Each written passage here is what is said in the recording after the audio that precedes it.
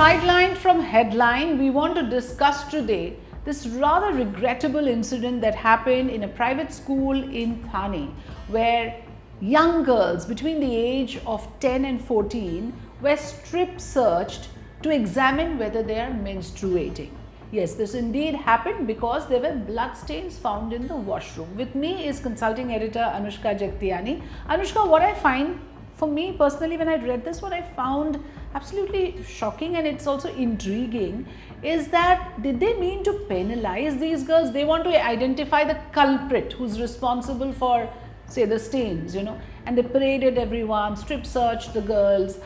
Did they mean to penalize young girls as little as 10-year-old for something that can happen inadvertently even with adults? Shocking incident, Afrida, and thanks for bringing it up. Yes, I mean, it seems like they wanted to punish these young girls. I mean, why else would they single them out? They took thumb impressions of those who said they have started their menstruation cycles. Then they took some of them, those who said they haven't, they took them to the bathroom and checked their private parts. I mean, it's behavior like this that leads to worse crimes later on. If this kind of behavior goes unchecked in schools, imagine schools is where parents send their children with full trust. Yeah, it is a breach of trust, complete undoubtedly. Violation.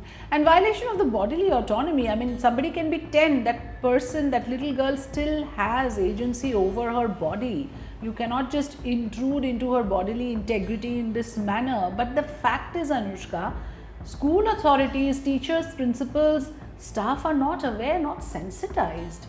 Isn't that a reality in this country? It is a reality because there is still a stigma around the menstrual cycle. I mean, we see that. Of course, we know that there are certain religious restrictions. When a girl has a menstrual cycle, she cannot go perform some religious prayers and go into temples. Fine, that's a separate case altogether. But this is a school. I mean, a girl has to go through a menstrual cycle. It's normal. It's not abnormal. Menstruating very early also. Yes, nowadays at 9, 8, 9, 10, girls are menstruating. And so what if there's a stain in the bathroom? It's a bathroom, for God's sake. Yeah, absolutely. It's not a classroom or a homeroom. And even if it was a classroom, so what? It's part of nature. Yeah. I mean, like you said, these are school-going kids, and they start menstruating early. What is the precedence you are setting with something like this? And I take your point about stigma that you said it must be there, because in today's time and age, can you imagine menstruation still holds a stigma around it?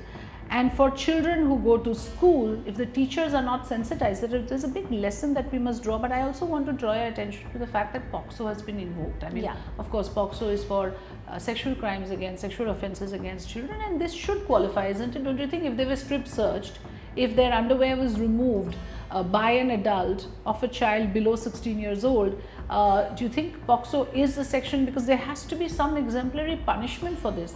I agree. Will not go out otherwise. I agree. I think POCSO, which is the prevention of sexual crimes against children, it is a tough act, and I definitely think it should be invoked. Along with that, the Bharati Nyaya Sanhita, I think section 74 and 76, using criminal force and violating the body and all, that has also been case has also been registered under the BNS and POCSO. Very good.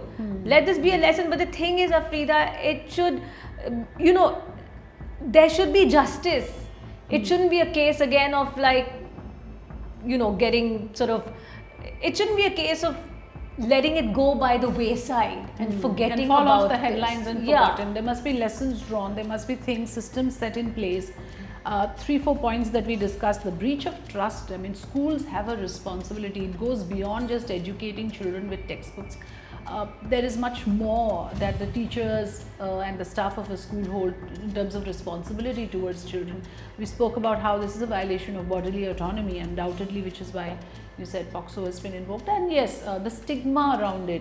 The schools must be sensitized, public must be sensitized that this is not something to be embarrassed, because shame and guilt, I believe some of the girls went home crying. I can't imagine the trauma that they could have faced. And again, then this leads to mental health problem, and who knows then what what can happen, what steps, extreme steps these girls They go might abroad take. presenting their bodies, or things Yeah, like that. and again, the perpetrators of these acts, who knows? I mean, these are the kind of people who may go on and actually commit, violent crimes, sexually violent crimes. Yeah. This is where the danger lies. Thank you so Yeah. much, Anushka, Thank for you. joining us. Thanks for watching.